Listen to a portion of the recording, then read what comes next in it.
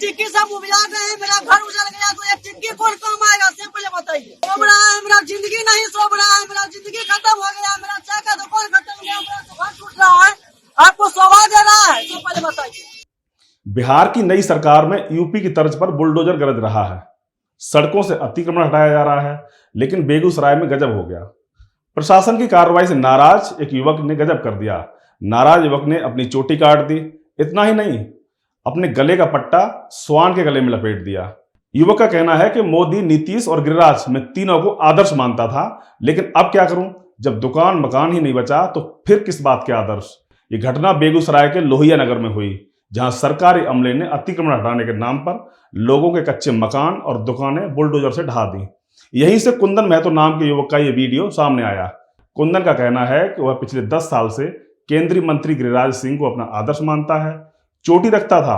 वह पीएम मोदी और सीएम नीतीश को भी आदर्श मानता था, लेकिन जब सरकारी बुलडोजर ने बिना किसी सूचना के उसके घर पर और चाय की दुकान को जमींदोज कर दिया तो उसका अब मोह भंग हो गया। कुंदन कह रहा है कि मुझे हिंदू धर्म से कोई दिक्कत नहीं है, लेकिन अब मुझे ऐसी सरकार नहीं चाहिए। मेरे घर पर बुलडोजर चला है आज, कल मेरे पेट पर चलेगा। अब बात भी सोचने वाली है। जैसा स्थानीय लोग भी कह रहे हैं कि प्रशासन को अगर अतिक्रमण हटाना था तो पहले वैकल्पिक व्यवस्था तो करते, नोटिस तो देते। बिना किसी नोटिस के बुलडोजर चला दिया। मैं गिरिराज सिंह से भी कहता था कि मैं गिरिराज सिंह हूं अपने आप को, लेकिन मैं आज इस टिक्की से उबिया गया हूँ। यदि पत्रकार साहब आपके पास अगर कोई कैंची है तो मुझे बोलिए, हम अभी काट के इसको हटा देता, क्योंकि मुझे ये सरकार, मुझे ये टिक्की पसंद नहीं है, समझ रहे हैं बात। और मुझे गमछा भी पसंद नहीं है।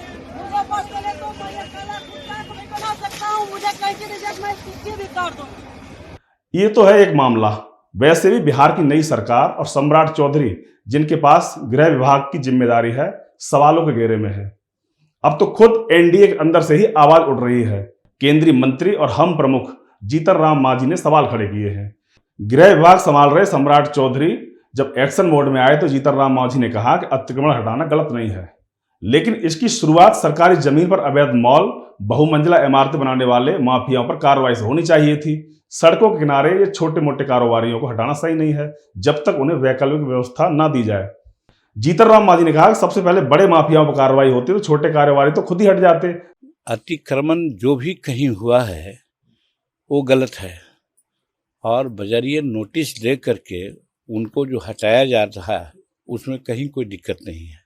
हाँ, एक बात है, सुप्रीम कोर्ट ने भी कहा है कि जब तक पुनर्वासित आप न कर दीजिए, वैकल्पिक जो उनका इंतजाम नहीं कीजिए, तब तक उनको नहीं हटाइए।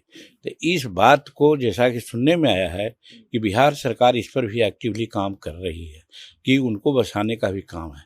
लेकिन एक चीज़ जरूर कहना चाहते हैं कि बुलडोजर जो प्रायः चल रहा है तो सड़कों पर अगल बगल में जो छोटे मोटे लोग कारोबारी हैं वो कर रहे हैं, उनको हटाया जा रहा है।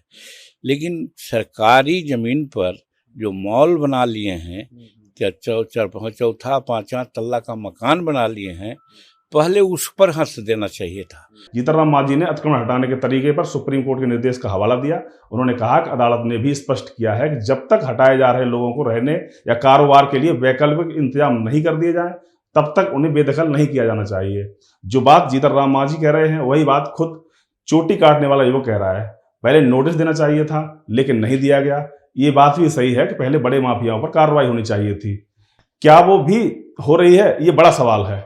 योगी मॉडल के चक्कर में बिहार सरकार कहीं जल्दबाजी तो नहीं कर रही, ये भी एक बड़ा सवाल है।